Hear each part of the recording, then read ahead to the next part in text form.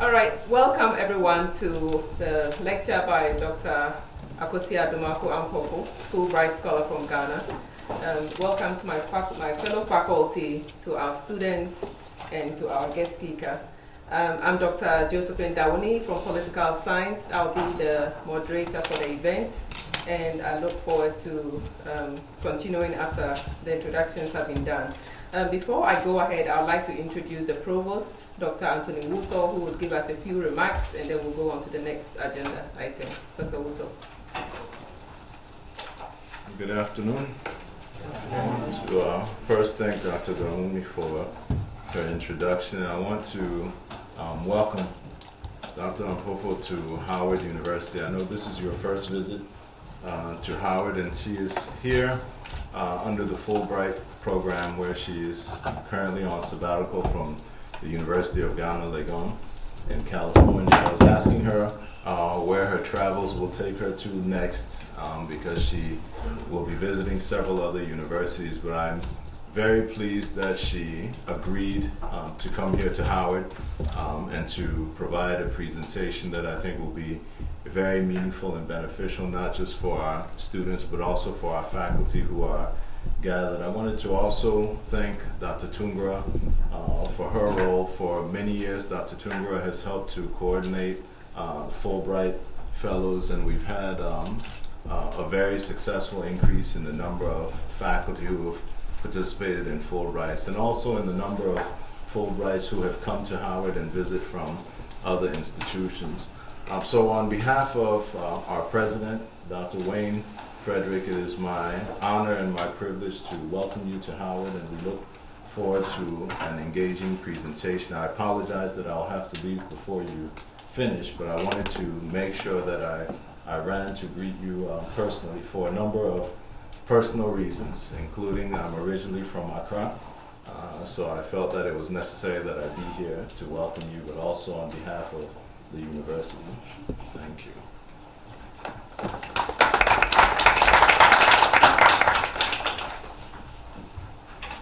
All right, Provost Wuto, thank you very much for making the time to be here. So I would like to introduce my colleague, Dr. Jean Tungara, Associate Professor of History, who would introduce our speaker. Thank you.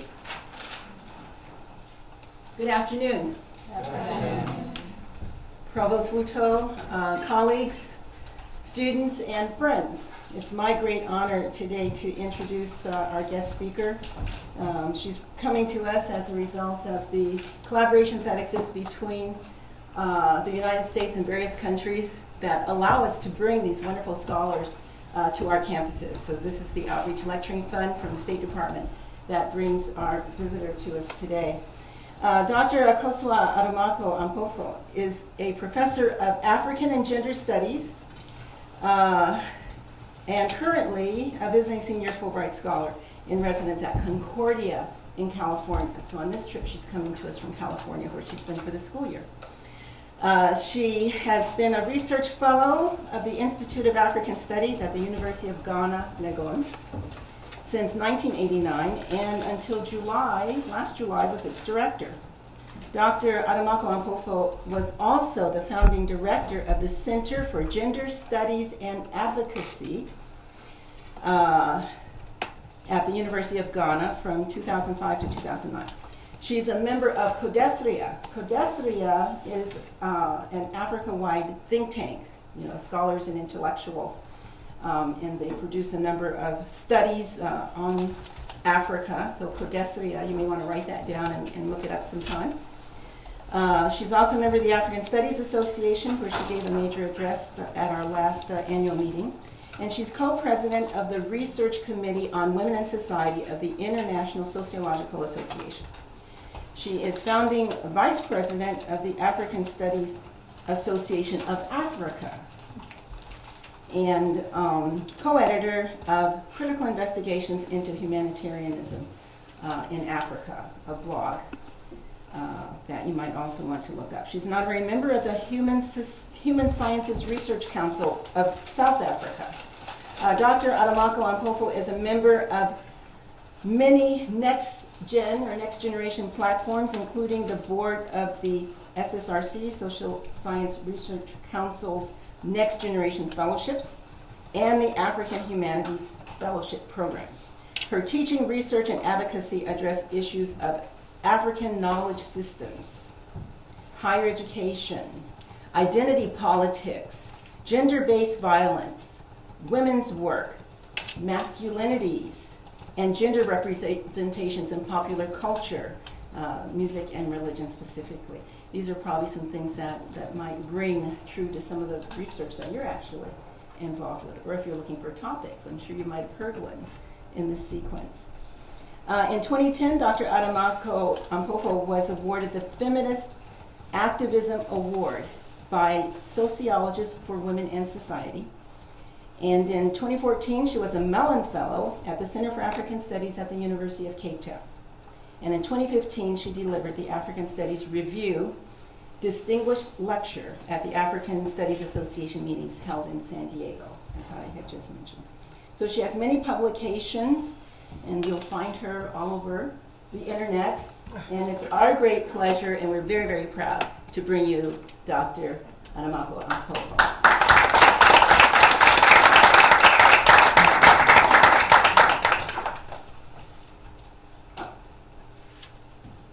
Good afternoon, ladies and gentlemen, brothers and sisters.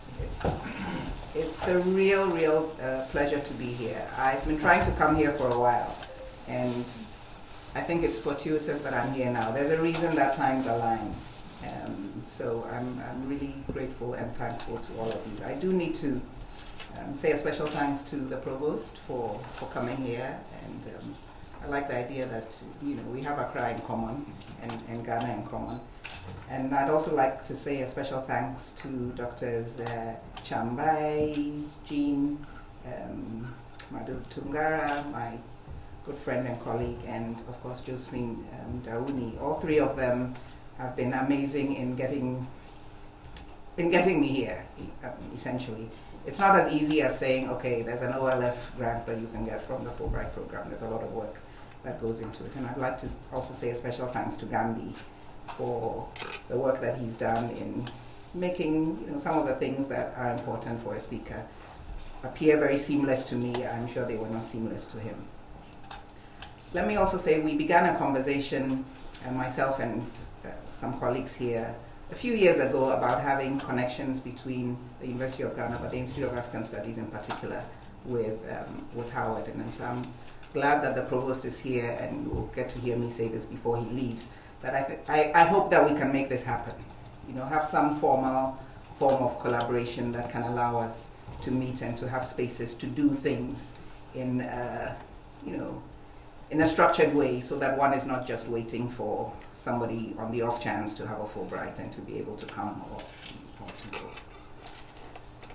Some of what I'm going to say in my presentation will be preaching to the choir for some of you, particularly those from the Department of African Studies. But I think there are certain things that it's useful to underscore and to emphasize, and perhaps I might bring some fresh perspectives to these issues. So this afternoon, as we review studies on Africa and envision our futures, which I hope we can do, I should acknowledge that many reviews have been done. Reviews rather than reviews. Many reviews have been done by eminent scholars on sort of the state of African studies or the state of Africana studies, who's done what where. And my intention this afternoon is not to give us a catalogue of who's doing what or what's been done in the disciplines or what's missing in the disciplines, but to make a statement on getting us to have a fresh look at African, Africana, Black studies, and how we can find some space and some home to do things in new ways, because we're in new times and things have happened.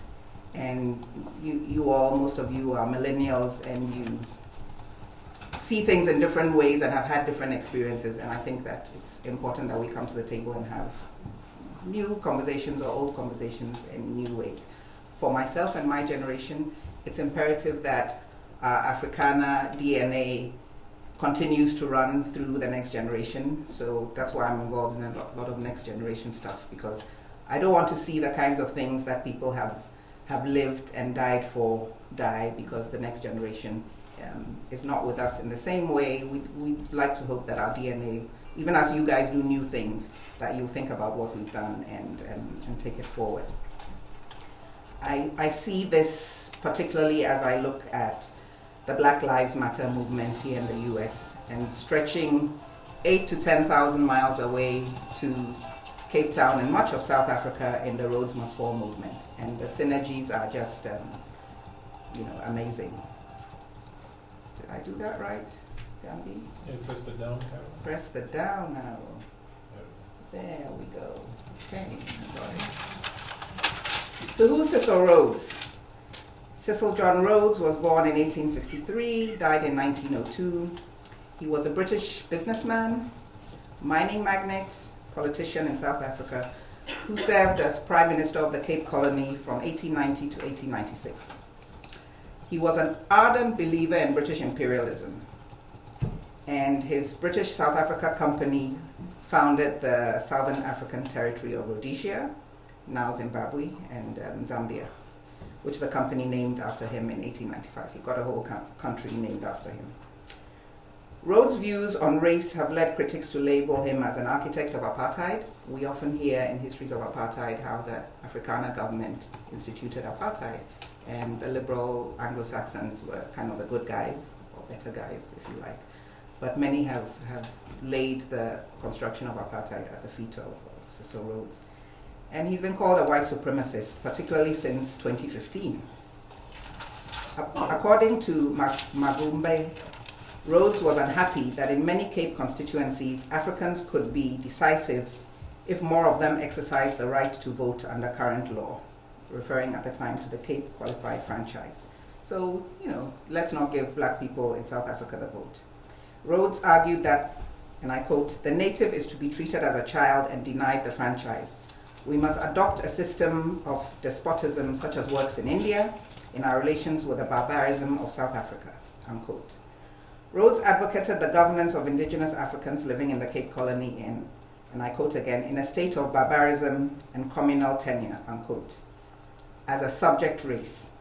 And he says, "I do not go so far as the member for Victoria West, who would not give the black man a vote." He's talking about another politician who says, don't give them the vote.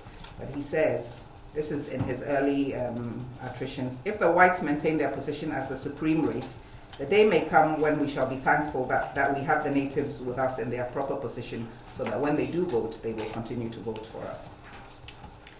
So Rhodes must fall. In August and September of 2014, I was a Mellon Fellow at the University of Cape Town. The movement that eventually became the Rhodes Must Fall movement was beginning to find its space and its home at the University of Cape Town at the time. So I have the pleasure, I guess, of saying that I saw the early ingredients of this movement. Students were unhappy about a number of things. They were, of course, unhappy that the statue of Cecil Rhodes was sitting at the top of their university.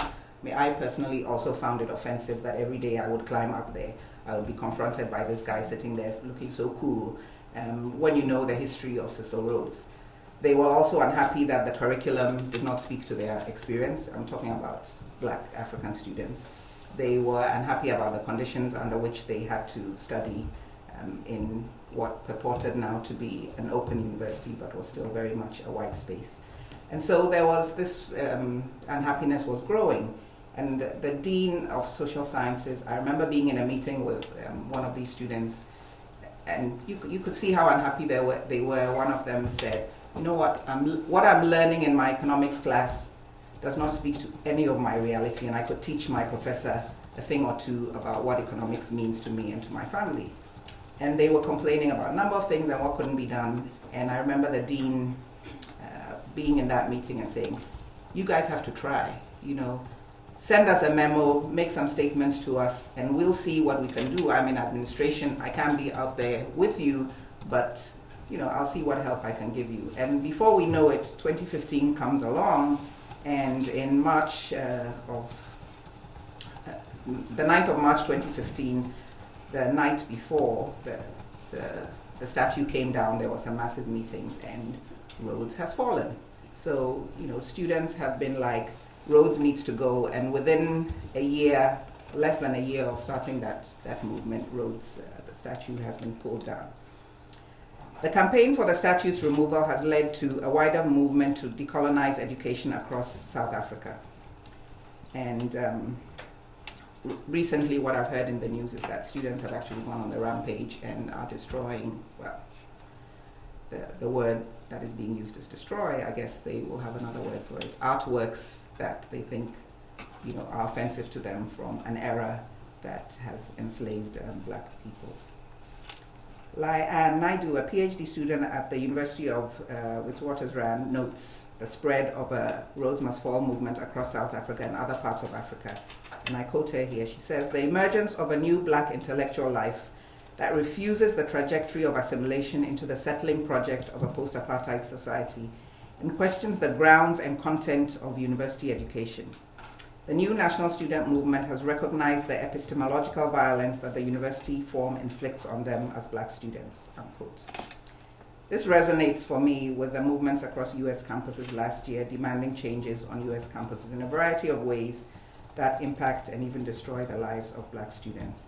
And obviously you guys are at Howard, so some of this you are familiar with it, but your experience here, you are blessed not to have had that experience. So to summarize, we want to talk this afternoon, have a conversation about decolonizing the curriculum generally and contributing to this decolonization as you leave Howard into walls that may not be as safe and friendly as the ones that you enjoy here.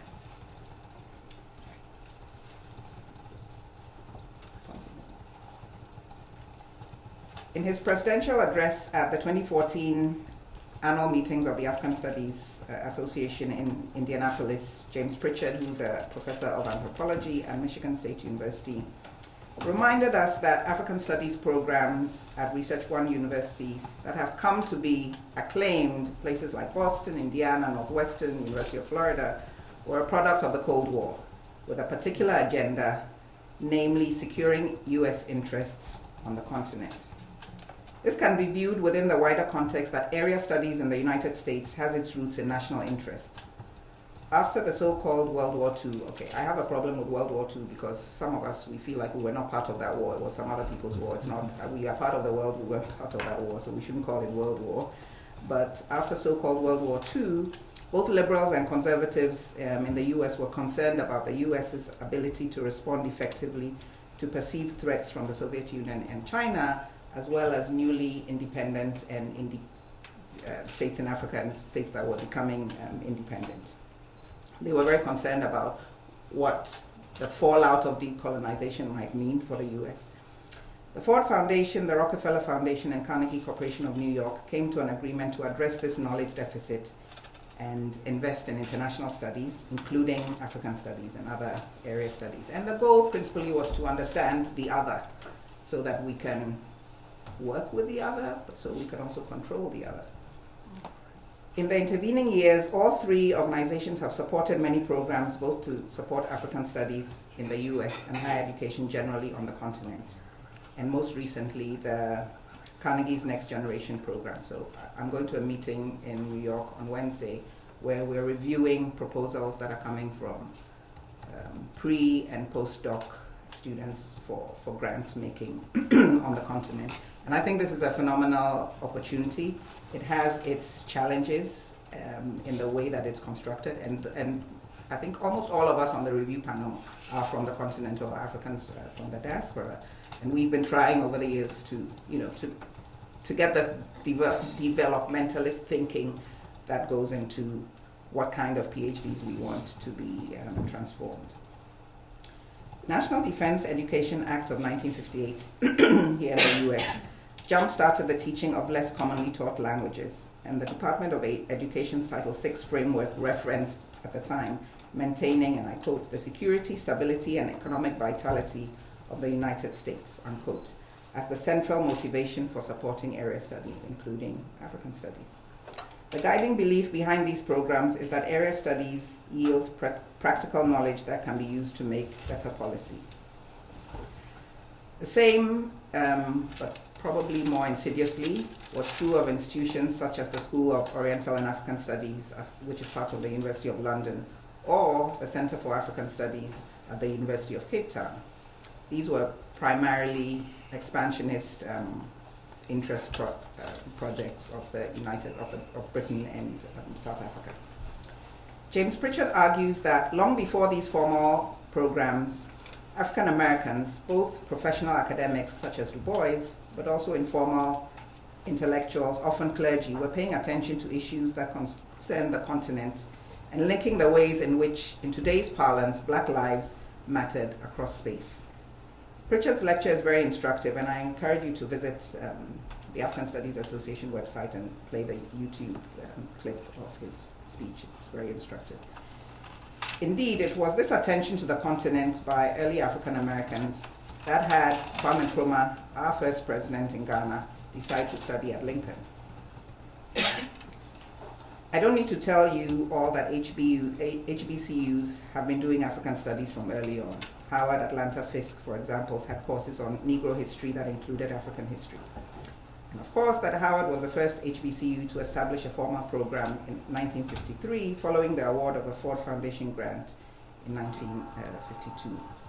Indeed, Howard University's African Studies program remains one of the few fully fledged departments offering undergraduate, master's, and PhD studies, as far as I'm aware, in the United States. And I think you guys were the first to offer PhDs in African Studies, is that correct? Okay.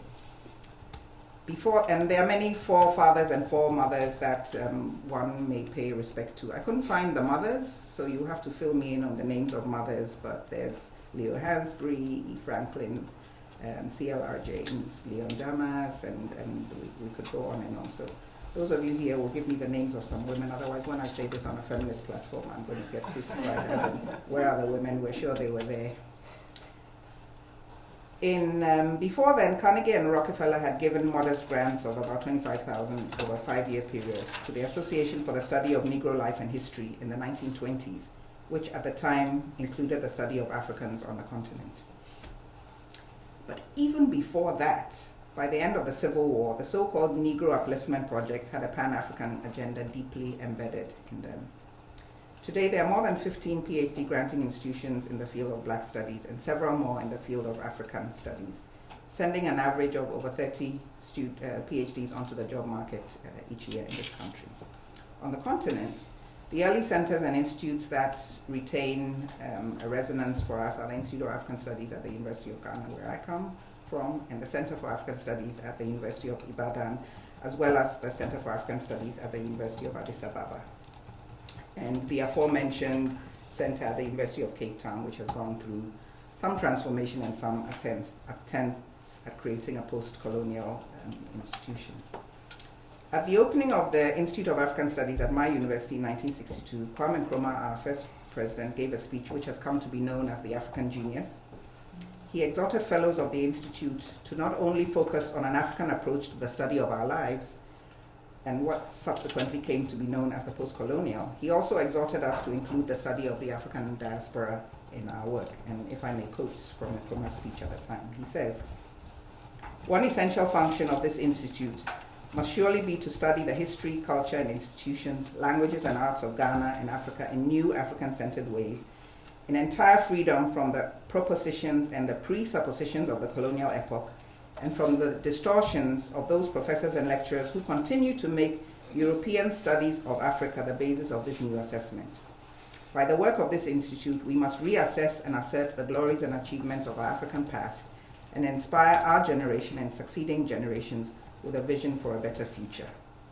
But you should not stop here. Your work must also include a study of the origins and cultures of peoples of African descent in the Americas and in the Caribbean. And you should seek to maintain close relations with their scholars so that there may be cross-fertilization between Africa and those who have their roots in the African past." This was his vision. I stand here as somebody who's been a director of the Institute to say that we have not achieved this. We haven't been able to do the cross-fertilization in the ways that we would like to. We have increasingly shrunk. Some of the reasons you will understand as administrators have to do with finances, but we're in an internet age, so we don't need money to do everything. We have shrunk from Africa and the diaspora to Africa, to sub-Saharan Africa, to Ghana, to my little village. And this is not African studies. And of course, I'm overgeneralizing here, and people are doing great work, spread across the diaspora. But we've become more myopic in thinking about our particular issues and problems without remembering our interconnections and how important they are to us. Let me just say a little bit about the Institute so you have a sense of who we are and what we do. It's a research/graduate institute. So our students, our clients are master's and PhD students. At the same time, across disciplines. At the same time, we have an undergraduate Introduction to African Studies course that is taught to every single student that enters the University of Ghana. You don't take that course, you don't pass that course, you don't graduate. Okay. You can imagine that not every student is excited to take this course, but you have to do it. So we're going to baptize you with African Studies in some shape or form before you leave the campus.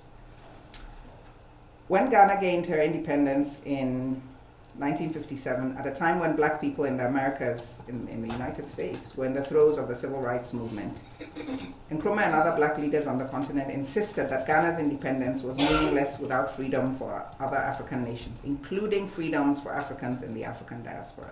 And Nkrumah was very much involved in negotiations, struggles, discussions about and connected to, and in any shape, the civil rights movement. And we know,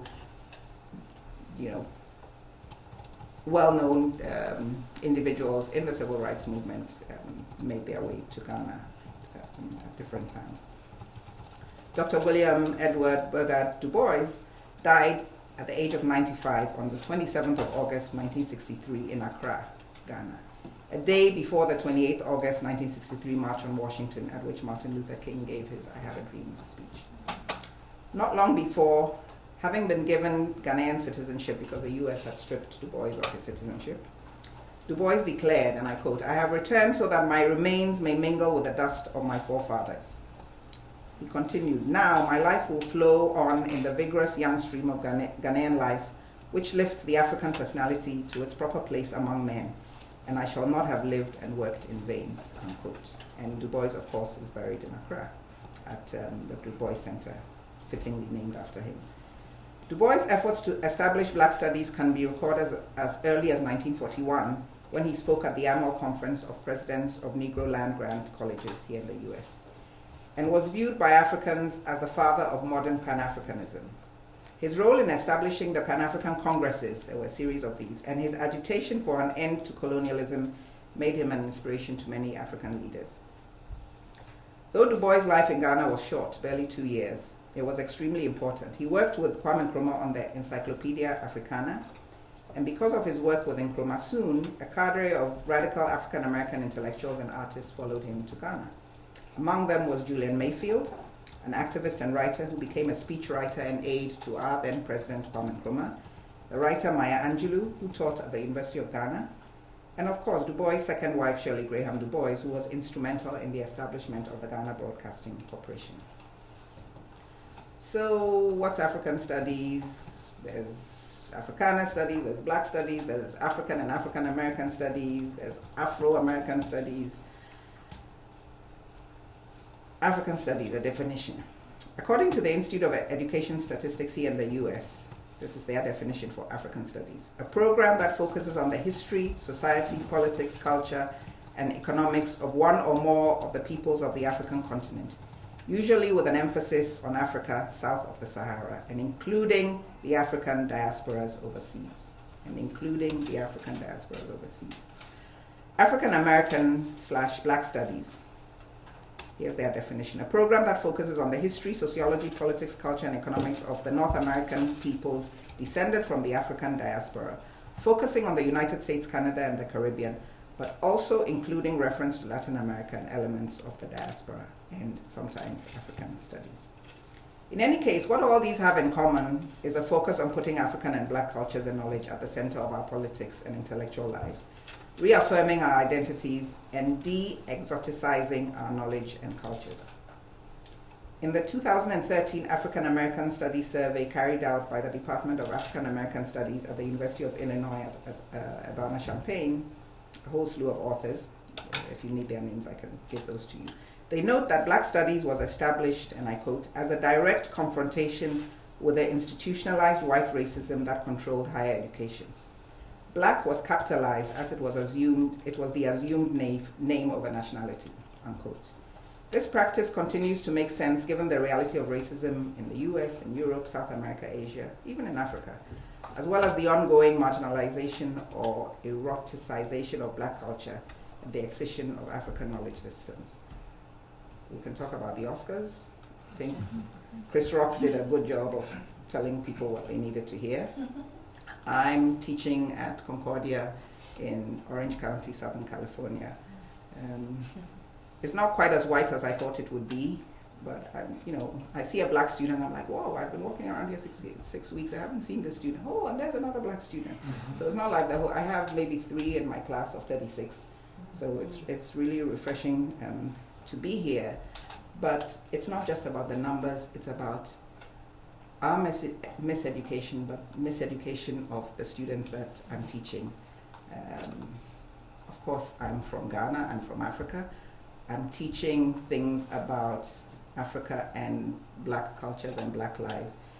And I think there's some transformation going on with my students, but I had a student very early in the course, in spite of I have outed what my agenda is for that course, wondering why they have to learn about colonialism in Africa. You have a professor coming from Africa, she's not coming to tell you about things from your society necessarily, although I'm doing that as well. And it has been amazing to me, for example, how ignorant some of them have been about the establishment of the United States itself. So these are things that have to happen, and after the student protests, and I'll talk about that more tomorrow in Dr. Tungara's class, including the invisibility of the Black experience in classrooms is critical. Yale, which was at the center of some of the controversies, Yale's president, Peter Salovey, was smart, and he responded very quickly and said that Yale would strengthen the academic enterprise by including a greater focus on particularly intense study of race, ethnicity, and other aspects of social identity, and they're going to throw money into hiring more Black faculty, into supporting students. And it's like, we always have to go on a march and throw things around and throw a tantrum, in quotes, be accused of having been coddled before people are going to listen to us. I'd like to share some data from I haven't said anything about this slide. I will come to it. What this slide purports to show, and maybe I'll have to come back to it later, is the ways in which there's still a pretense that one cannot find the right people to do certain things. This is, you can't read it, but this was a program at Yale that was what was the topic?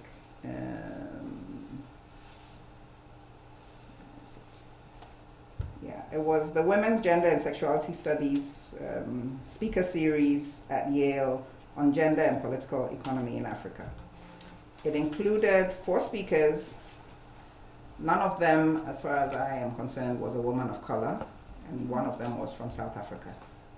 And I'm thinking, this series was on women, gender, and sexuality studies and the political economy in Africa. This is 2015. This doesn't need to be happening. There's something wrong. But I'd like to share some data from that 2013 study that I referred to earlier. And I think it's on the slide, maybe. Okay. This survey demonstrates that the field of African American Black studies is alive and well, and in fact growing and maturing in spite of. The report captures other names for the discipline that reflect the U.S. national reality: African American, Afro-American, Black, as well as names that reflect the diasporic reality: Africana, African and African American, Pan-African, and so on. These diasporic names acknowledge the African diaspora and sometimes also the different waves of arrival into the U.S. from Africa. The survey covers 1,777 U.S. colleges and universities that award bachelor's, master's, and/or doctoral degrees, as identified by the Carnegie Foundation, that include African American, and Black Studies programs. In this survey, they didn't include programs that focus entirely only on Africa, so you have to have some of that mix. Black Studies, departments, programs, faculty, degrees, courses can be found in 76% of the colleges and the universities that they surveyed. Of the total number of institutions, 76% have some form of such a unit, as I just said. 20% with formal units, 56% without units but with a course or courses, and there are 361 institutions with formal units in Black Studies and an additional 999 institutions with courses in Black Studies that are offered by other units. Public colleges and universities are more likely to have Black Studies. 91% have either a unit or courses, while 77% of private institutions have a unit or courses. Further, the report indicates that 37% of public colleges and universities have Black Studies units. Altogether, 57% of Black Studies units are programs and 35% are departments. Diasporic names, either with African or Africa in the name, are most common in the Northeast, 65%, and least common in the West, 30%. I guess it might not be a surprise to you. This suggests a connection with recent African immigration into those states as well. Further, private colleges and universities are slightly more likely to have diasporic names than public ones, 52 versus 46%. So what does all of this have to do with our decolonization project and what I refer to as the black body and the decolonization project? As we envision a future, here are some facts that form like a however, in spite of what I've just said, however. According to myplan.com, which helps students and professionals here in the US in career planning, neither African nor African American or Black Studies make it into the top 200 of master's or doctoral degrees in the US in terms of you want to get a job. Okay, what's happening? Press again. Did you lose something? Okay. That's what I'm saying, so just imagine it's there. We don't have data for African universities. However, despite NKRUMAH'S vision, the IAS, the Institute of African Studies at the University of Ghana, we have had to consistently reaffirm our relevance, if you like. We're in Africa, we're in African universities, why are we doing African studies? We all know how to do African studies, we all understand the continent. We know that the decolonization project is not a matter of sitting on the continent and having Black parents. NKRUMAH'S, or somebody said, I've seen NKRUMAH quoted with it recently, and I have it on the slide. You know, I'm not African because I was born in Africa. And you've all heard this. I'm African because Africa is in me. So it's not osmosis that you're born in Africa, and so you have an understanding of the decolonization project. And this is a challenge for many of our universities on the continent, that we dive into these new fads, and we are very heavily tied to external organizations that are supporting us with research and funding, and so African studies doesn't get a heavy slate. I have personally had to fight with people on my campus where funding has been approved for us to extend our African Studies program to bring students from the continent and the diaspora to study at the Institute of African Studies. And I've been told, well, why would we give this money when people need to study engineering and they don't have funding? And I'm like, you know, really, we're having this debate. The US and European academies, as well as those on the continent, still protect or privilege a white space, irrespective of where you are originally from. Curricula, including actual courses or those included in other courses, the reading material is somewhere week 15, so let's do, you know, the African experience in contemporary politics or something in a political science course, or in an economics course, then you do 1 week on structural adjustment in Africa or something like that.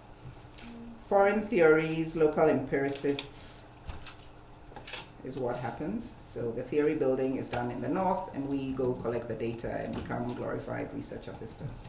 The othering, the excluding, the silencing, the exoticizing is very alive and well. Racism against people of color remains central to the poverty experienced by black people from the streets of Accra or Johannesburg to Cleveland or Washington. And I suspect that slide is also missing because I saw the next slide, which is not what it was supposed to be. Okay. So, another challenge for us is peer review and what actually gets valorized in the academy. Who reviews our stuff? What standards are used? Which journals do we have to publish in? Why are our journals not good enough?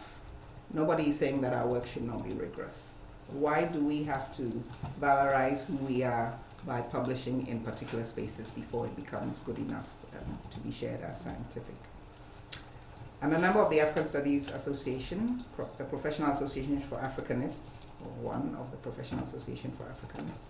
In line with the Cold War experiment and the ways in which the African Studies program was set up, its founding decision makers were, no surprise, or maybe it should be a surprise, but it isn't to many of us who understand the system, were white male elite. African Americans, for the most part, focused on issues that concern black lives and at some point decided, with a few exceptions, you know what, you all keep your space, we're not even going to bother with you. Sadly. Our principal scholarly journal is the African Studies Review. The mission of the ASR, as many other journals, the claim is to publish articles of the highest quality that are of interest to the interdisciplinary audience of ASA members. Obviously, the articles are not all produced by ASA members. However, in preparation for my talk last year, I decided to investigate how many articles paid attention to the links between the continent and the diaspora. With the help of my former TA and PhD student, we created a database of all the ASR articles between 1965 and 2015. And the question I was asking is how many articles addressed issues pertinent to the broader question of black lives, the African diaspora, or Pan-Africanism. In my analysis, I relied entirely on my own knowledge to assign articles to area categories, so I could be off by some percentage. For some it was less clear, and I kind of had to read deeper into the article to figure what it was about. Over the entire period, only 1.3% of the articles addressed diaspora issues. So here are some examples. Okay. You'll see that the one from 1979 deals with the African, Caribbean, Pacific group of states. The one in 1992 deals with support of West Indian and African missions to racism and issues of racism. There's one in 94 on Rastafari. There was only one that actually looked at what African Americans were relating to the continent, and it is obviously this is a very important article, 96, African Americans and the defense of African states against European imperial conquest, Booker T. Washington's diplomatic efforts to guarantee Liberia's independence. And in 99 we have the one on race matters. Okay. There was a special issue in 2000 edited by Judith Byfield, an African-American scholar at Dartmouth College. And again, we see that this is an opportunity to look at the diaspora, and there are a couple of articles, well, three actually, that look at the US. So there's one in by Amanda Kemp and Robert Trent, Poking Holes in the Sky, Professor James Telle, American Negroes and Modernity in 1920 Segregation in South Africa. That does some links to the US. And there's one on the relationship between Abakwa and Cuban popular culture. And there's one on Cuba and the recentering of African history. So we're really having to look hard in our association to find those relationships. On the continent, the devalorizing and downright miseducation follows us into policy. And I dare say, I can't speak authoritatively, but I am sure that this happens in the United States as well. Alex DeVal has argued that rather than evidence-based policy, we have policy-based evidence. We're creating the evidence to suit the languages of Western paradigms and organizations, the UN, the World Bank, governments, and so on. So just to give you some examples that we might want to unpack, what do they mean? Good governance, failed states, Josephine, you are a political scientist, post-conflict reconstruction, development, that term still continues to hound or haunt us. So what must we do? And I'm hoping that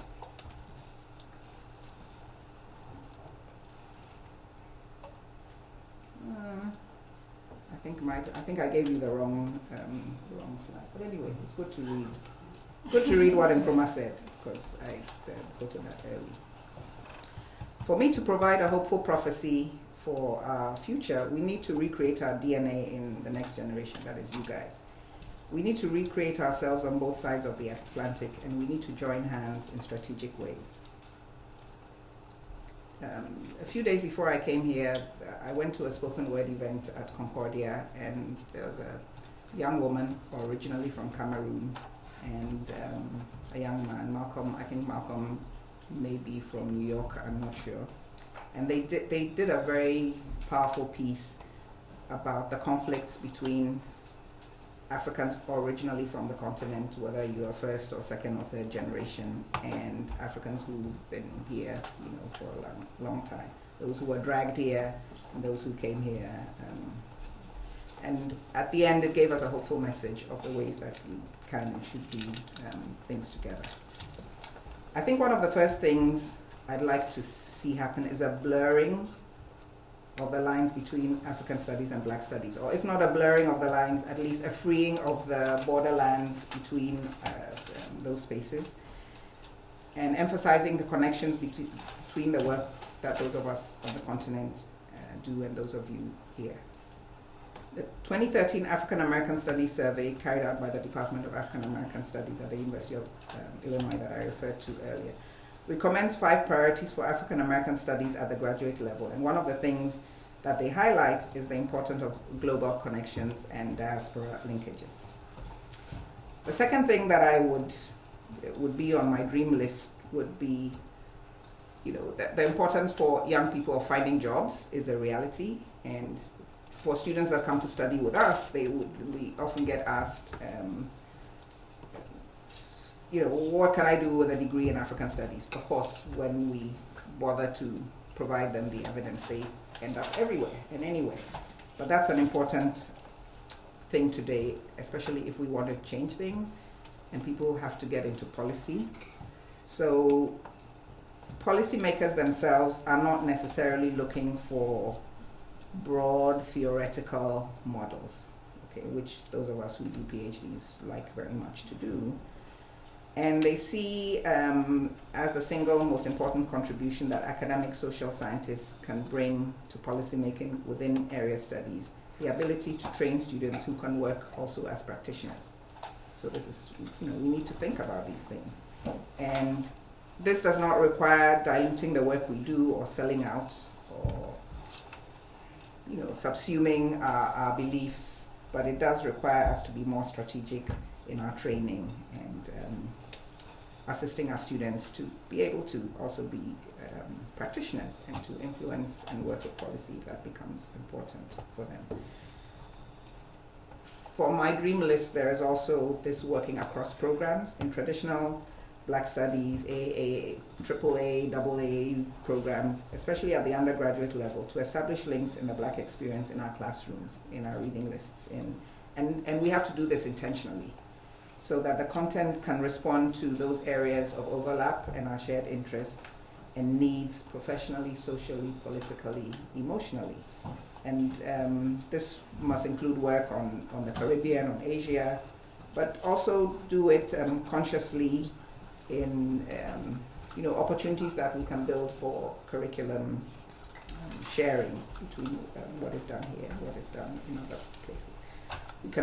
We can engage very intentionally through the Black Lives Movement and other movements, Egypt, Senegal, Ghana, addressing issues of inequality that young people are concerned about. We can plan joint activities, conferences, publications, and consider joining associations in different parts of the world. And I'm very interested in the Black Lives Matter movement.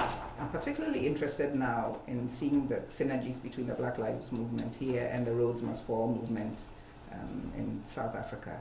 And people might be interested in doing something like this as a PhD work. I think that would be fascinating, or it would be an opportunity for people to work together. We have opportunities to work with people here and in other places on inserting what we know is important in the K through 12 curriculum, because you know this, and this is not true just here, but it's also true in my country. You go through that, and you're lucky if you haven't been miseducated, but you probably have, there's just been an erasure, and you get to the university and you suddenly discover, wow, is that true? I have students who's like, who's Du Bois, let alone that he's buried in Ghana. Like, you're living in Accra, this is pathetic, don't even say this to me, but not their fault. So in conclusion, the Shona of Southern Africa respond to the greeting, how are you, with, I am well if you are well.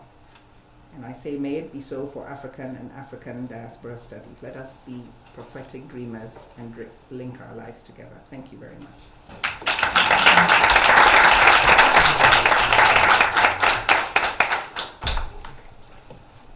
I stayed up all night to do this nice PowerPoint, and I gave you the wrong one. It's so sad.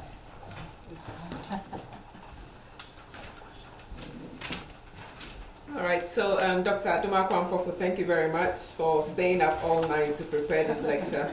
And thank you to our wonderful students and my colleagues for being awake during the lecture as well. I know it's not too far after lunchtime, but thank you. And so this is a time where we go into questions and answers, and if you have a question, you can raise your hand. I'll try and point, and we'll be open the mic. Oh, okay. So Gambi tells me you can actually, when I point at you, you can use the mic right in front of you. You just have to turn yours off.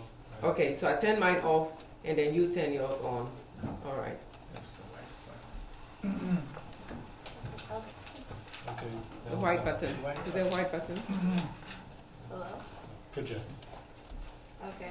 Well, forget the microphone. All right, so I'm sure you can try to project your voice. But to what extent do you feel that the media has played a role in the representation of Africa to America and America to Africa? And how do you think that the media should portray the images? You said that you wanted us to unite, and that could be a good source for us to come together.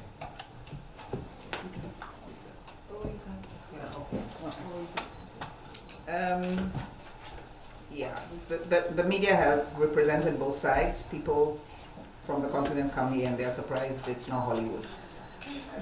I don't think that we can expect the media to do this job. The media writ large, because the media is a capitalist animal that needs to make its money.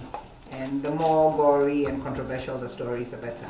So we need the alternative media, and that's why we need you all with your social media, with your blogs, with your pages, with your stuff that you need to bombard us with.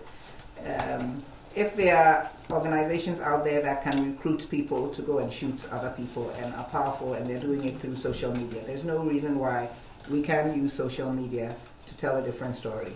And it's just extra work, but fortunately we live in an era where you can do much of this for free.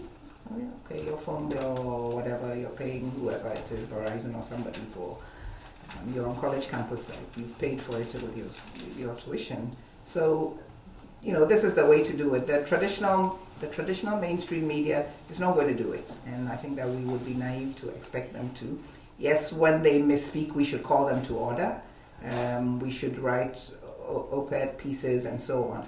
But we'd be dreaming if we think that they will change. So we have to do that story too. We have to tell our own story and beat them at their own game.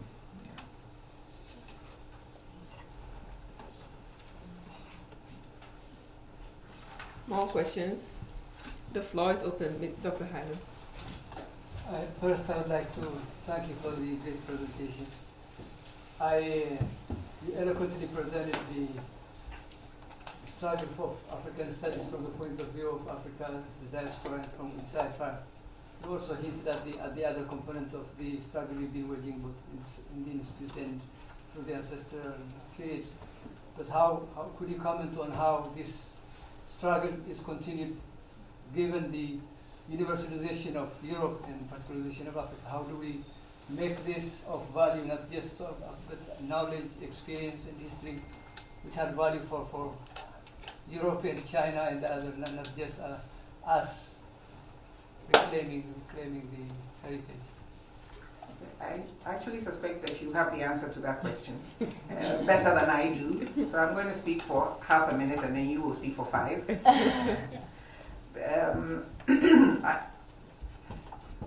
My personal relationships with institutions in Europe and Asia is slim.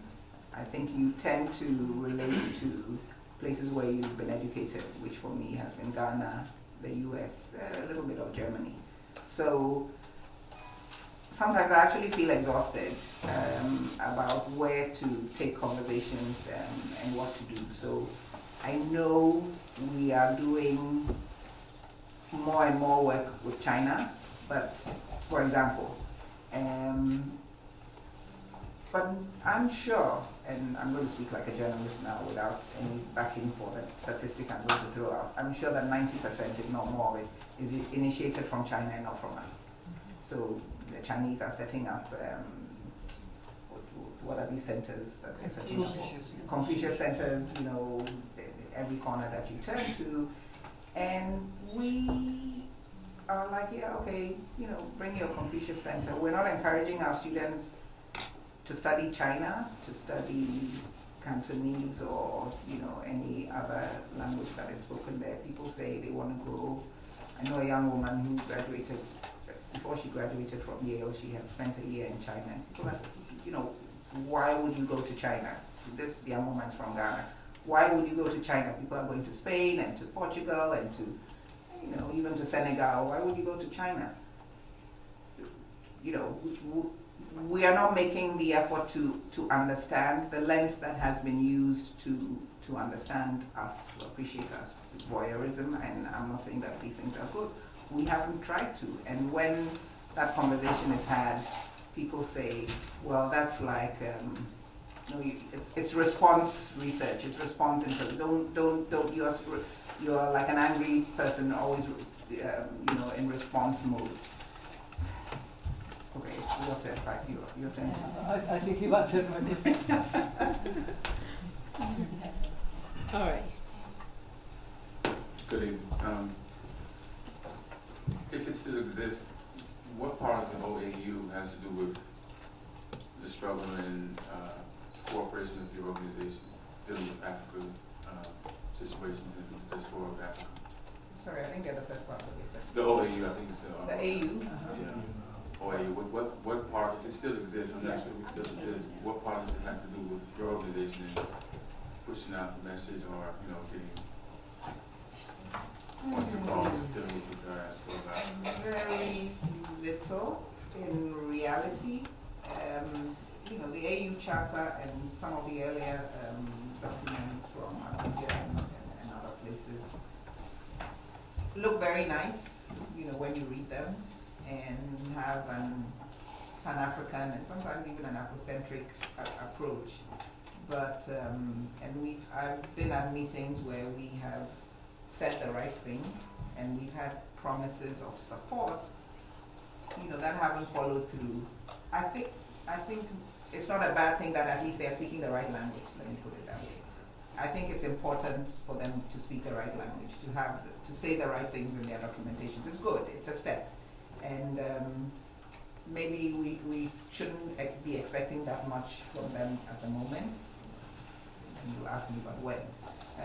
But I'm like, okay, at least they've said it, they've done it. We can call them to order. Maybe when there's a changing of the guard, there'll be somebody there who's more. That brings me to the point, like, who's at the guard?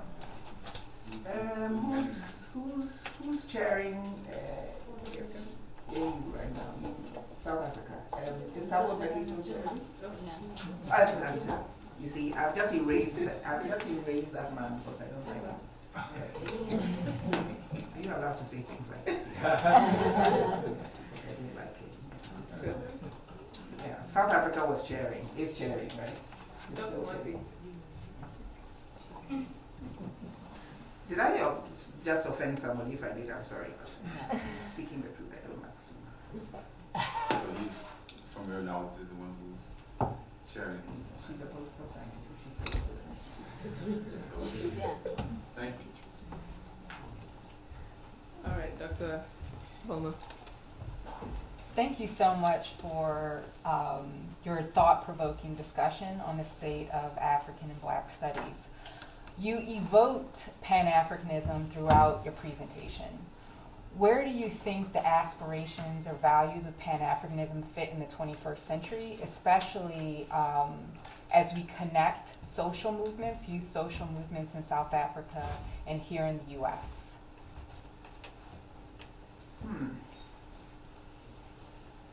Say the first part of your question again. I've understood you, but I want to see how you frame it. Oh, you evoked And then you Pan-Africanism said throughout something. your presentation. So connecting it, I don't know if it's the issue of branding it, but it could be, I don't have the answer, but perhaps a foundation that can extend to the millennials in terms of expanding concepts of Pan-Africanism in the 21st century. I don't know. And I think you answered the question for me, for us, hopefully, that it is significantly an issue of branding, I think. And let me give two examples. My children went to a school that says it has a Pan-African, it says it's a Pan-African school, it's a boarding school. This school was initially established for, I don't know if any of you have know about the SOS villages. Okay, there are SOS villages all over the world for, I'm going to use the word orphans, but some of the children do have a living parent. So these are spaces where these children, they go to the villages, and then after some years, the founder realized, okay, these kids need to go to college and so on. And we need to get, we want them to be amazing people, and some of the opportunities in their countries are not that amazing. So they built 2 colleges on the continent. College in the sense that these are pre-university programs. The one in Ghana is a 4-year program, and there's one in Addis, that's a 2-year program. And so when the kids get out of, I guess what would be like junior high or something, they can apply and go to these schools. Obviously, so these are very highfalutin schools, and not everybody gets to go in. So these are their schools. One in Ghana, there's one in Ethiopia. And 50% of the slots are open to other people. Okay, you have to get good grades to get in. It's not exactly cheap because it's a private school. So my older daughter was able to get in and do the 4-year program. The younger one couldn't get in for the first 2 years, but after 2 years, there's another opportunity for you to get in. So I'm very familiar with the school. They have a Pan-African agenda. So obviously, you can imagine they've got kids from all over the continent coming. So they have them there, and then they preach it. And I'm very engaged with many of these young people. I like going there, they call me to speak, I like hanging out with them. They have a different mindset from other children, many other children that I know. So the branding and the, feeding it to them, giving them the opportunity to hear from people from all over the continent, to meet students from other parts of Africa, to live with them. This is a boarding school, to live with them. These kids can't go home for every vacation. They go home for the summer, but they can't go home when there's a Easter 3 days. They can't go home. So, as parents in the country, you are encouraged to invite these young people home. My younger daughter had a friend from Malawi, amazing young woman who remains our daughter till today. So, I know this is a silo. You can't have that experiment, if you like, everywhere. But the curriculum, they do the IB program, but within the IB program, if they're doing literature, you go look at their syllabus, you will see, I don't know if they're doing purple hibiscus or whatever. Definitely they will do things fall apart and things like that. So it's a way of doing it, and it's not that difficult to multiply this. And when I went to high school, that was the norm, but we got sucked into structural adjustment and downsizing, and this is not important.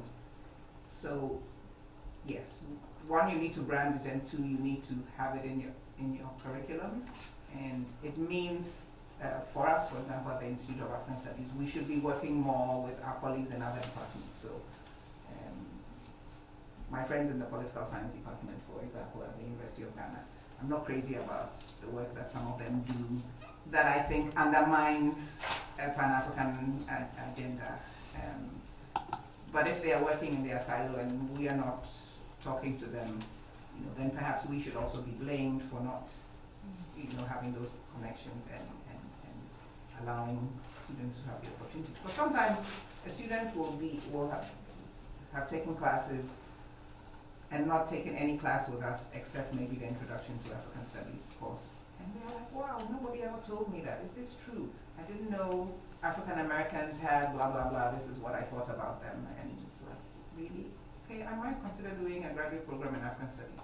And we have just this one semester opportunity with them. But imagine that our colleagues in the other departments were inserting this into their courses. It will make a huge difference, I think.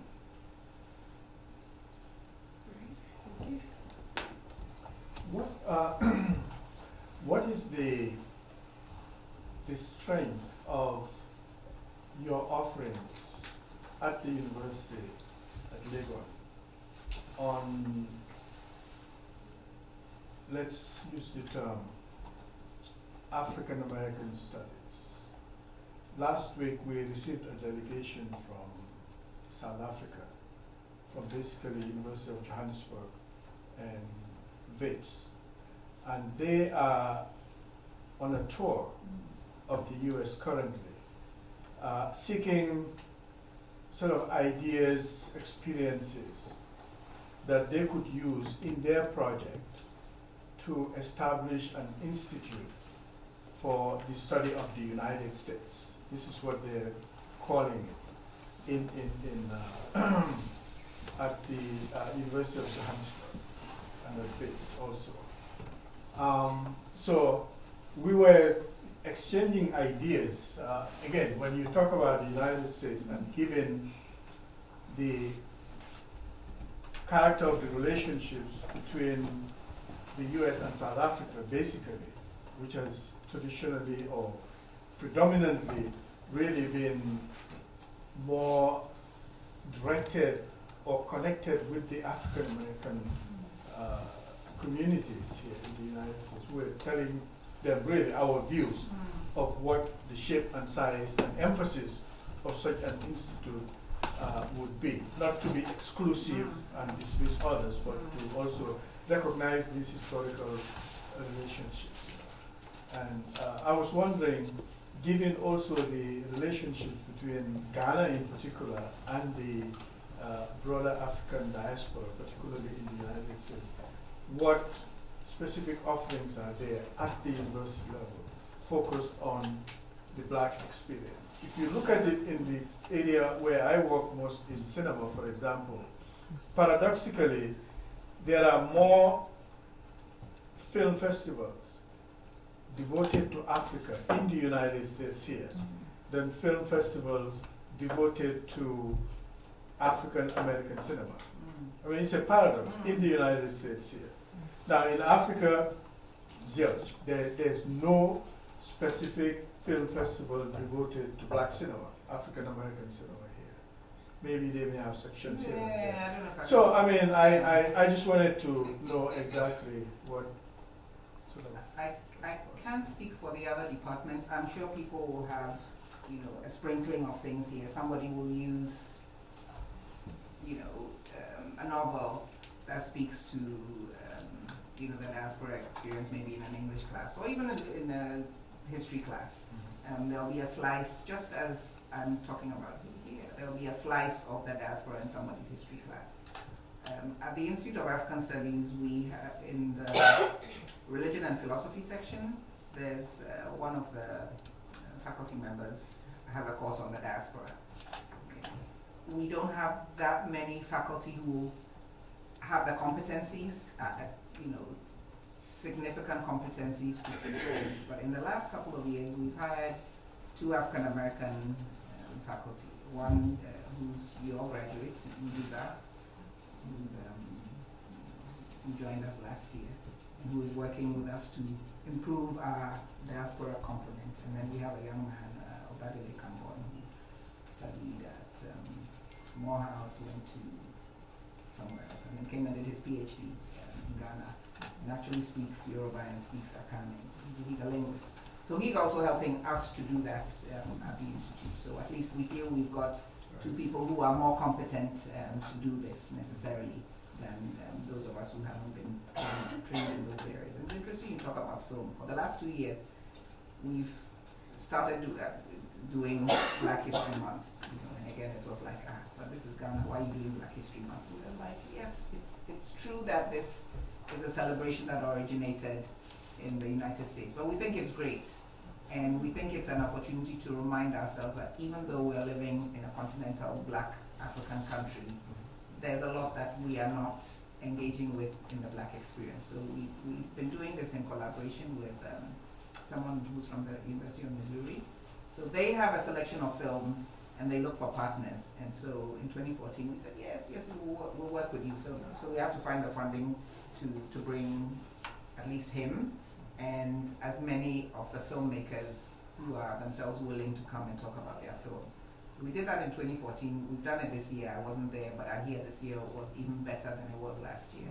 And the films have, so what we did in the first year was that we had a selection committee. So it's like, okay, here are 40 films.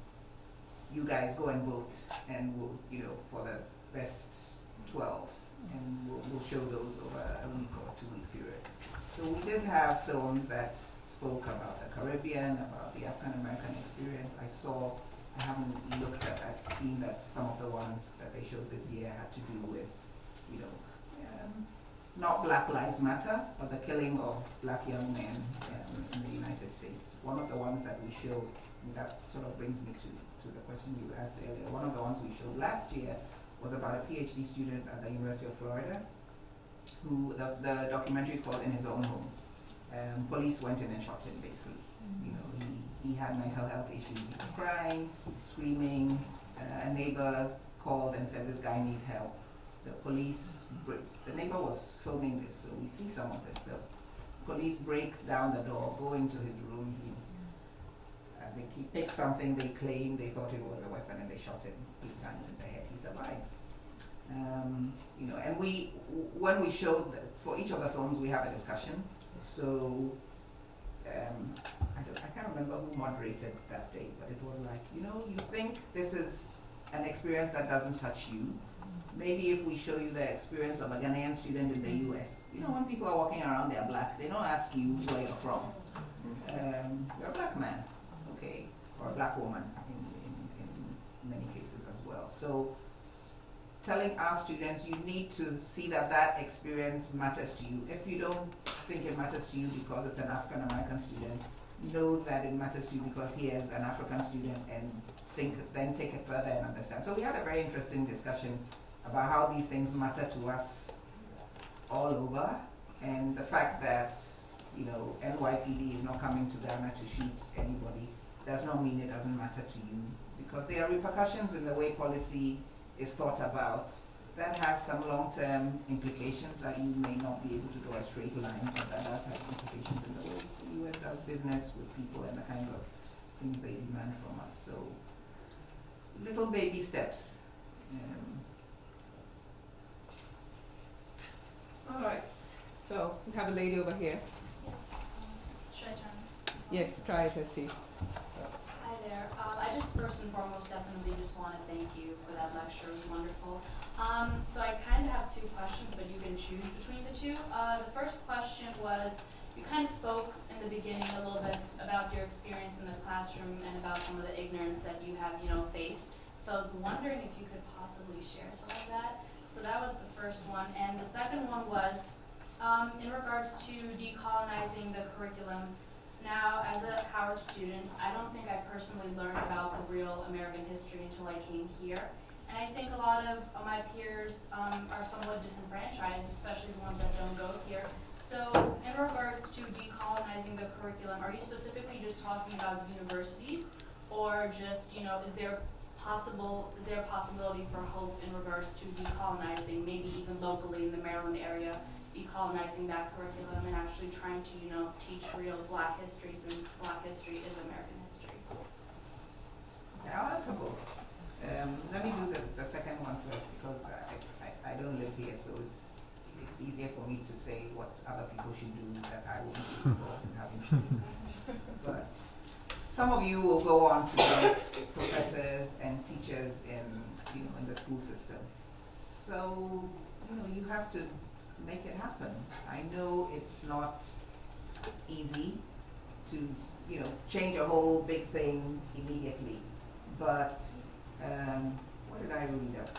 There's a young woman in California, actually, a girl, 10 or 12, and she's like, you all might have read about this. She's like, the books that we're reading in class make absolutely no sense in terms of my own reality. So she's going to look for 1,000 books that speak about, not just young Black children, but also young Black females. And she did it.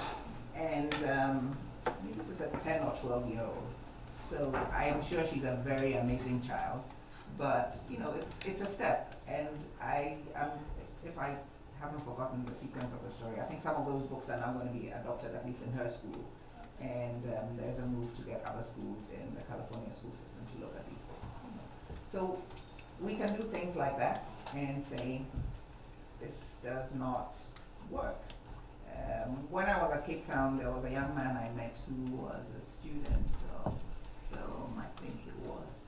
And he was being compelled to do a critique of a series of films and to find a filmmaker. And they were given, a sample to choose from. And he went to the professor and said, none of these filmmakers speak to my reality. I want to work on filmmaker so-and-so. And the professor says, something I think loosely translated as in, that's not real film. White professor. And he says that, anyway, he pushed and eventually it was like, okay, you can go ahead and do this. And then he goes on to this, he was an undergraduate at the time, and he's now a graduate student. This is not, from his family's point of view, a career path he should be following, because it's not going to bring immediate income as they perceive it. So here's one person who's, when he gets into the field, he's not going to be reinventing that list that was given to him for his students. And these are individuals. If we do this as a collaborative effort, the curriculum can change. Down to, primary school, grade school, junior high. Some of us will be in the system, and sometimes you can just slip things into the classroom when people say you can't do it. You're not sure what you're doing. You can be subversive. My own experience in the classroom. Fortunately, I didn't have anybody saying, we don't understand your accent and all of that, which I was expecting. But to have students tell me that they knew zilch about colonization, not only of Africa, but of the Native American experience in this country, for me, was very surprising. I mean, I have been told you're going to Southern California, Orange County, different kettle of fish students. It's not like your experience on the East Coast, which has been pretty much like 90% of my experience in the US. But I was surprised, I have to say. And this was not even, this is a class of 36 students. So there are students in there who've read Things Fall Apart in junior high or somewhere. But they were the exception more than the rule. The students of color were more aware than the other students, but not all of them. I had students who were originally from Mexico, or I had a student who was originally from the Philippines, who were not aware that the Philippines had been colonized by the US at some point. So it was like, okay, Africans have had this experience. I can't imagine how I would have felt if this had happened in the Philippines. And I'm saying, well, actually, it happened. So things like that surprised me. I think a lot of the students in my class many of them are there, some of them are there not by choice because they have to take this class to graduate. So there's that. But I've met students outside the classroom, like when I went to this spoken word event, who were much more politically aware than many of the students in my class. So it's probably, it's not necessarily a campus-wide thing, but the kids that I have coming into my class. But I see this as an opportunity because some of those kids will be graduating in May and would have never heard. I have students, I made them watch a film on South Africa about a woman who, some of you may have know this film, it's called Skin. It's about a woman who, born colored, I guess, by South African standards. Her parents are white, so they have black ancestry in their family. Anyway, this is in apartheid South Africa. But I have students who are consistently referring to her as the African American woman. Because all black people are African Americans, right? This is South Africa. South Africa, she can be African American, but it's that level of a lack of consciousness that surprised me. You're shaking your head. Yeah. So you guys have a lot of work to do, basically. All right, so I'm going to open the floor for continue for 2 more questions, and then we'll have Dr. Wheeler give us a closing remarks. So 2 more questions or comments. My colleagues are welcome to give comments or questions as well. The last 2 questions will get extra credit, so go ahead. Wow, you're telling us. Just kidding. Christian, you want to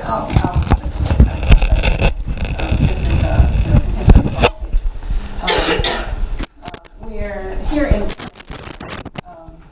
several of our sisters and brothers in the continent have become U.S. citizens, and they're essential to helping to provide those linkages that we need back to the continent, because the roots go very deep, back to the continent. But at the same time, I think it's important for them to understand that they shouldn't leave their African American brothers and sisters on this side behind as they reach back. Okay, I think it's I don't think anybody really talks about the mutual responsibility that we have to build the kind of linkages that you're talking about.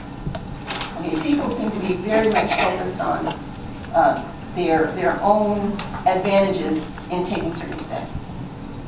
They're perceived as African Americans because they're black in America. But the last thing they want to be is African American, okay? Because the way African Americans are targeted by our system, and there are a number of reasons, that I can't vocalize all of them, even myself.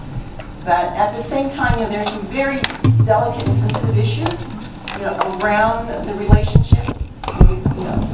Dr. Skinner referred to it as the dialectic, and those feelings are not peculiar only to black people. I mean, other peoples from other homelands have same kinds of feelings, tensions, strains between themselves and their so-called homelands, wherever they are, China, Ireland, wherever they come from, India.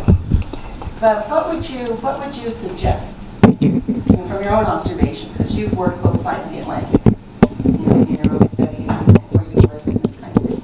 How can we begin to break down the barriers between the two? I mean, absolutely. I agree 100% with all that you said. That's the reality. And we know some of the reasons where you talk about police brutality and wanting to be in that category when you're walking down the street and people don't ask you. And first-generation migrants whose aspirations are like, we're here to make it. Our kids need to get through the school system. Black kids here are doing drugs and they're in gangs, and that's not my kids. I'm a sensible migrant, and you're going to do well and you're going to graduate. And one of my own frustrations is that Africans from the continent who come here and become citizens, and maybe we'll see it by the 5th or 6th generation, I don't know, don't get into politics. Where we see sometimes other ethnic groups getting into politics, but Africans rarely become doctors, very good at becoming doctors, we'll become professors, but we don't get into the political system. And that's where change happens. And you will get into the political system if your mind is conscientized. I mean, even if you don't go and become a congressman or woman, you know, the politics will find its way out in some other avenue. I don't know whether, you know, my generation who are here as parents, I don't want to say we're a lost cause, but you know, let's work with the next generation. So when I spoke about Laura and Malcolm doing the spoken word piece, they were doing exactly what it is you're proposing. They were having this conversation. So in the beginning, they talk about the tensions and the suspicions of each other and the othering of each other and not wanting to be with each other. And by the time the poem comes to an end, they are, you know, they realize that we have to work together. You know, it's like, I don't say us against the world, but we have to work together. The issues that confront us may not always be the same, but they are very similar, and we do have to work together. And again, I think it's something that this generation, you guys, you're leaving the work for you. We will do the talking, you will do the walking. But I do see it also. I know that on university campuses we have the Black Students Union, and sometimes we have the African Students Union and whatever.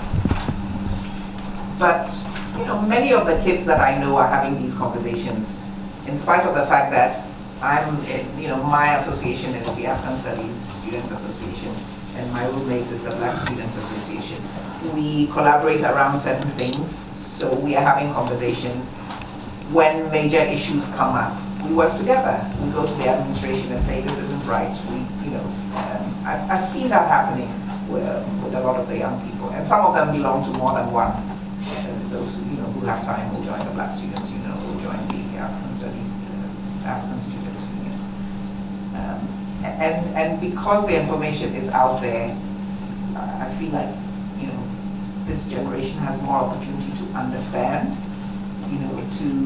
to seek for that information and to say, whatever this politician is telling us is plain, it's a lie.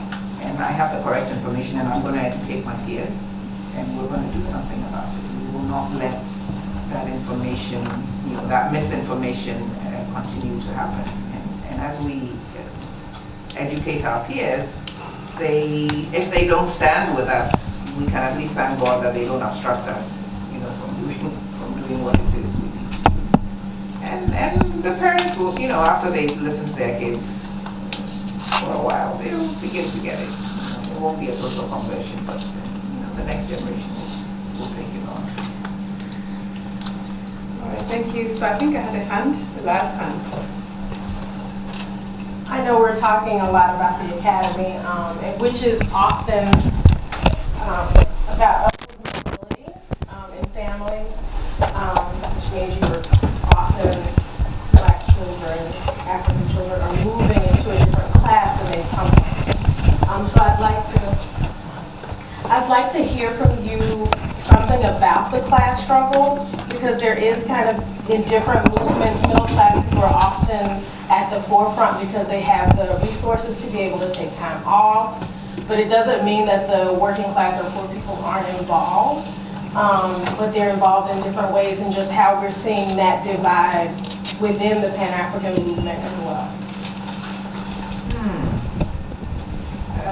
Yeah, indeed, truly.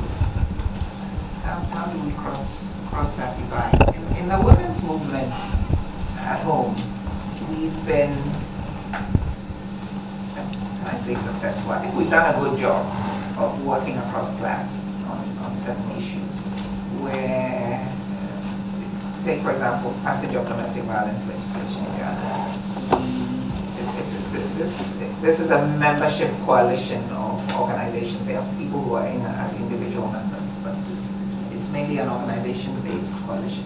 So you've got the Federation of Women Lawyers, and then you've got the Market Women, in the same space. Some we are used to speaking English in public spaces like that. Many of these women don't speak English. They may understand very well, but they feel intimidated expressing themselves in English. we have to be the ones to change the language and say, okay, we're not going to speak English, and make them feel comfortable. And it's worked reasonably well around issues. I'm not going to say we have consistently built a collaboration where, you know, we're going to each other's houses to drink hot cocoa together, no. But, you know, certainly around issues, we have been able to work that. Most of the movements of my generation have been heavily male biased, and I could be wrong. I don't have any empirical evidence of this, but I think men don't work as well across class as women do. This is just my sense that men don't work because even in our social spaces, you'll find women having their friendship networks. Women, you know, working class women, middle class women who have a lot of money. In church spaces, in other social spaces, we will work together. Men like to, there are men in the room, if I'm wrong, they can, you know, tell me, because I don't have any empirical evidence, but they seem to like to talk the intellectual talk and doing the movements and, you know, use the concepts and so on. And you're going to exclude working class men if you do that. So maybe we have to have more women in leadership of movements to bring about that change. And my research tells me that online social movements, young women-led online social movements are the fastest growing. So certainly in the virtual spaces, women are making a significant impact. If we, how well we can translate that into, you know, the material world, we should try. Because the research coming out of psychology does say women are more collaborative in their, you know, in the way that we work. So that may have something to do with why social movements, or at least the active ones that we see, because women have been doing this all along, whether it's market women, it's just that it hasn't gotten written about, it doesn't make its way into the history books. So the ones that we see and hear that are led by men, you know, are often very classist, but the female movement not so much. So go girls. All right, so on that note, could you please join me once again to give Dr. Ampofo a round of applause? Thank you all for listening and for the wonderful questions and contributions. So, okay, so Dr. Tungara is just reminding me that. And special thanks to Dr. Tangora and Dr. Nauni for your work in getting Dr. Ampofo here. It's good to see that it finally happened. Now we know it didn't happen simply with your work. Dr. Cham, thank you so much for opening up the department and the center for supporting that. And of course, thank you all for coming, being such engaging audience. I do have a comment that this made me think about, Dr. Ampofo. I was in Africa last year at a conference in Zambia, and I happened to be on the last panel, and it was the panel was entitled "Who Should Set the Agenda for African Studies?" Now, I thought it was a rhetorical question. Here we were in Africa, right? And they said, well, who should set the agenda for the academic agenda for African studies? We're in Africa, right? And I said, well, that's like being in Europe in a women's conference asking who should set the agenda for women's conference. But I realized it was a serious question because most of the audience were not African. They weren't even black. They were white. And they were asking the question, who should set the academic agenda for African studies? I thought, I don't think they liked my question because I told them it shouldn't be us. But I think it's a good start. I appreciate you helping us to begin to think of this whole idea of how do we decolonize the academic space that Dr. Ampofo has been talking about. And I just would encourage all of us to think about what is our role in decolonizing that space. What do we do as scholars? What do we do as researchers? What do we do as students? If there is a vacuum, that space will be filled. And why is that space filled still by those who might be considered neo-colonists? And how do we extricate them from that space? And what is the role of money in that whole process? One of the things that became very clear at the conference was that Africans couldn't afford to come to the conference. Therefore, they could not be a part of this discussion. And in order for the Africans to come, the Europeans had to pay their way, which is another question.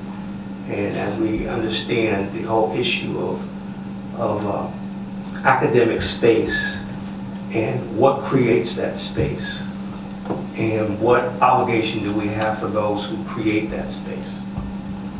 I'm speaking about money.